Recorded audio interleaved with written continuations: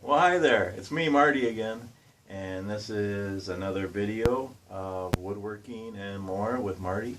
And it is Friday, the 12th of September, 2014. Sorry, I need some more coffee. And I'm actually home now. I was on the road last week. My last video was in Iowa from a truck stop. I'm actually in my shop now, and I actually made a mount on a tripod for my camera. My Galaxy S4 is my camera for making these videos. Actually makes really good videos, just as good as a regular camera, I think. And but I'm always holding it, and it was kind of weird. So I'm trying to think of better ways to do better videos and stuff. So you enjoy them more. So actually have it on a tripod. It's kind of cool. So yeah, hopefully you can see it better, and you can see the scroll saw, and see me. And let me drink coffee here real quick.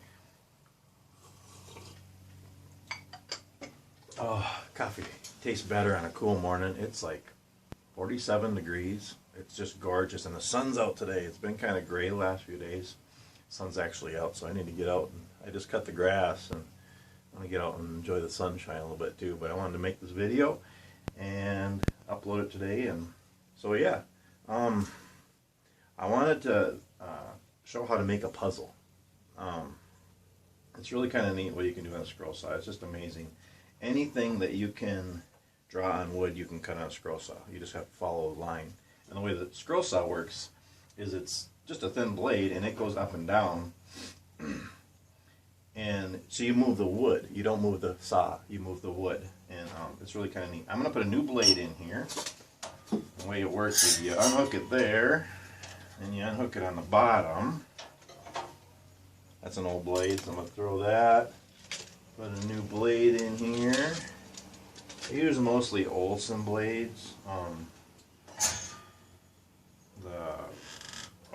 There's another one, Flying Dutchman blades. Those are really good too. I haven't ordered those for a while, but I like those. But there's different blades you can get. There's all different sizes. I use it.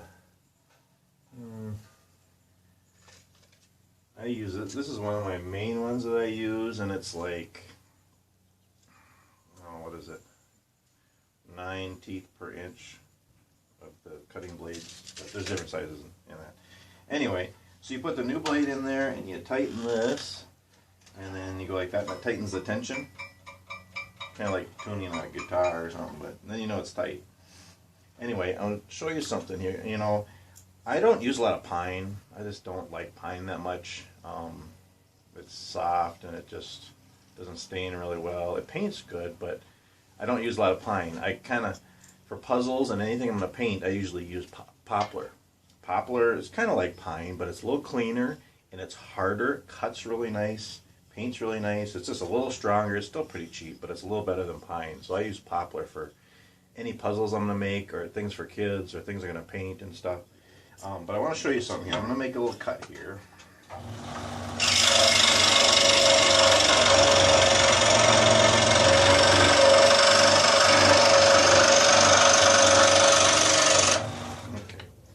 See how nice that cuts? Just really cuts really smooth. But see, let's say that's going to be a puzzle. Whoop, whoop. Okay, try that again. Okay, so let's say this is going to be a puzzle. You cut the puzzle pieces, right? And it fits together really nice, right? But they don't stay together.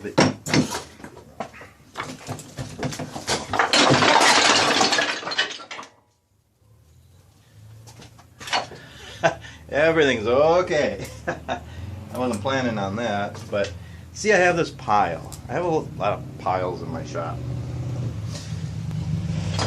I'll clean that up after the video. I have a lot of things piled here, and everything I have in this little pile here is stuff that I'm going to make. And I have them all, things all traced out, ready to cut. So I have a little pile here, so I can just grab them and make them. But I need to organize the pile, and it just fell over. So I think I lost something down here I wanted to show you.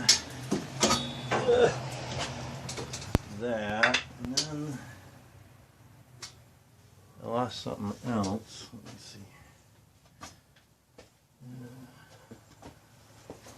Where did it go? It's way over there. Good thing we're live, right? Might have to edit this out. That's the other thing. I want to start editing my videos, make them a little bit better. But okay. So anyway, what I was trying to show you is that when you cut, you're making a puzzle. You can't just cut two pieces like that, and they fit together, but they don't stay together. They need to be locked. So what you do is you kind of make keys. That's what I call it. But you do this like this.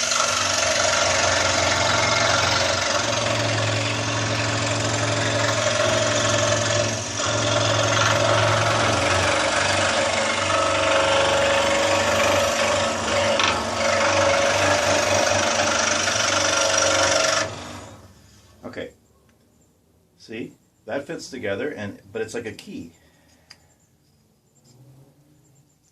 I call it a key, but there's probably some technical term for it, but that's how you make puzzles. And I just cut that by hand. I mean, you can make patterns, you can get patterns for making puzzles, but I just kind of wing it. It usually works. Once you've done it a while, you can just kind of do it. And that's how they stay together. And there's people that can do, well, just like a regular board puzzle. They're 100 piece or 500 piece or 1,000 piece, 10,000, whatever. There's people that actually can make them out of wood. The little pieces out of wood with the little keys and they fit together. And I don't do that. I make kids puzzles, and mine are like anywhere from 4 pieces to 10 pieces. So they're not, like right here, I've made a lot of puzzles for my kids over the years. Let's see, there's one. That's a pig. Kind of see there. See how it's put together with the interlocking. That's only 4-piece puzzle, but it's good for little kids and they like them. And what I like to do is I'll cut the pattern. I have hundreds of patterns of animals and shapes and stuff. I'll cut it out and then I'll make it into a puzzle. Then I'll sand it good, and then I give it to my kids or give it to kids, and they'll paint them. And kids just love to do that, so it's kind of neat. Hopefully my pile won't fall anymore here. So I'm going to show you how I cut that. Okay. This is actually the map. Is it that way? That way, I think. This is actually the map I made a pattern of Lake Ripley, right in Litchfield here where we live.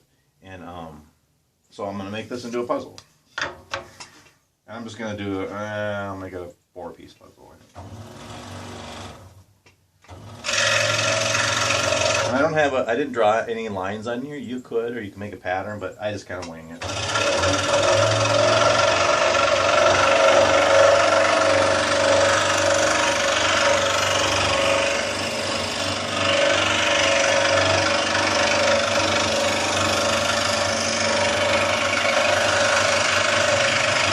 see how I'm turning the wood?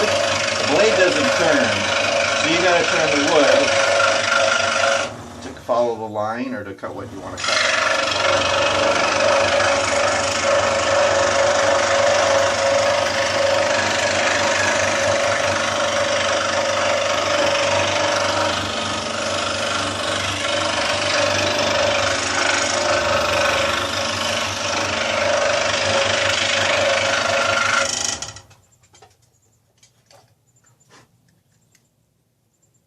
I can see better. And the safety glasses too.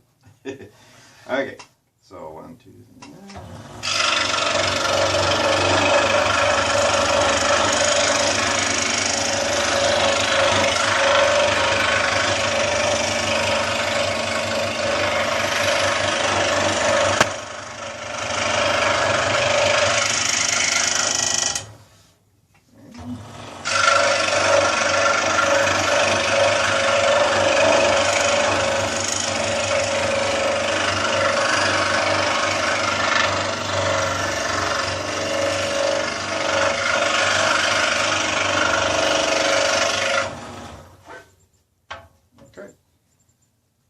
Come apart.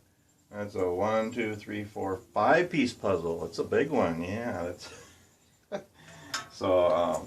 And you can cut smaller. There's people who can do really intricate. I can make this into 100 pieces. I haven't done that, but actually, I seen one time. I think I seen it online or in a magazine. A guy he glued postage stamp onto wood, and then he made it into a puzzle. He cut it into a puzzle, and he did like a 12-piece puzzle out of a postage stamp.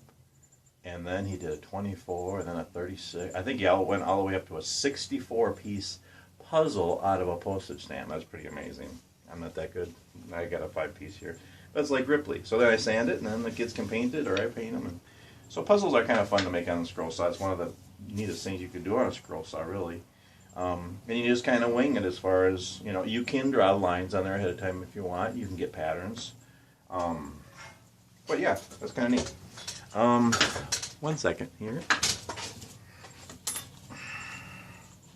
Be right back. Be patient with me for just a second. Okay.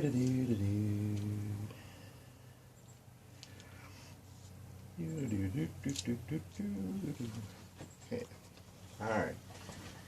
In all my videos, I'm going to share scripture a little bit just because my faith in God is everything to me, and I just want to do that. So, this was part of my devotions this morning. It's 1 Peter 4:10. Each one should use whatever gift he has received to serve others, faithfully administering God's grace in its various forms.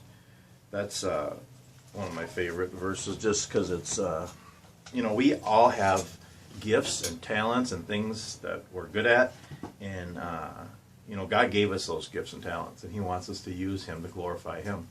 And we can use those gifts to help other people and to make a difference in their lives and draw them closer to God, and it glorifies God and it makes them smile. So I just encourage you all, whatever gift you have, whatever it is, singing, sports, acting, driving, you know, whether you're a teacher, doctor, police officer, fireman, there's whatever your profession is, whatever your hobby is, whatever things that you enjoy doing and you're good at, your gift or your talent, it can be used for God and to help others and make a difference in the world, and it glorifies God and it helps. Yeah, it just makes him smile. So I just encourage you to do that. But again, that was how you make a puzzle on the scroll saw. Nothing real, it's pretty easy. And again, this is actually pine, but I cut this one out of.